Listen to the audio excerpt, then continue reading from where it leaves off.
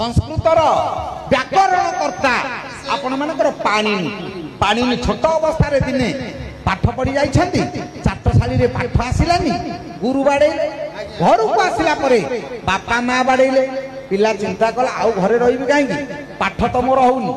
चाटशाली गले गुरु बाड़ेबे घर को आसिले बापा माँ बाड़ेबे जाउची आत्महत्या करिबे आत्महत्या करिबा पई जाउछंती बाटरे गला बेलକୁ भारी शोष लागिला जे मरिबो कि रे शोष कोन होची मरिबो तो तू जीवन छाड़ीबा कोन जाईताई कथा सेठी जाई पहुंचला गाँ मुंडे पुअटिए पानी नौछंती गाँ रो झियो बो माने कहले माँ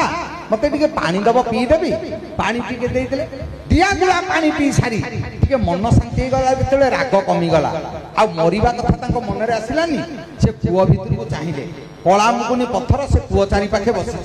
किंतु ता दिरे माँ पत्थर दिरे सब गार तैयारी हेछि पचारे पानी कहले माँ ये पत्थर देहरे जो गार गुड़ाक सृष्टि हेछि केमिति हेछि से स्त्री लोक जनक बुझेला कहले बापा सबुदिन आमे पानी जो कुआर नौचु ये रस्सीटा घसी हे या देहरे गार पड़ी जाइछे पानी नि कहले माँ सेटा रस्सी एटा पत्थर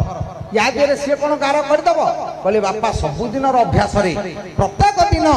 माजी हे ता देहरे गार पड़ी जाइछे एटा दिनकर कथा न पानी नि कहले जदि पत्थरटारे रस्सी बाजिकी गार तैयारी कर दउची सबुदिन घोसी ताले मु जदि पाठ घोसीबी मोर तो मन रहिबो मु बाड़िया खाउची काहेकि सेठु पानी नि फेरिले आ फेरिला परे निज भाग्य को एमिति मा तैयारी कले सबुदिन अभ्यास नै से दिन मनीष केमिति भाग्य को तैयारी करची आपण देखंतु पानी नि हेले व्याकरण कर्ता।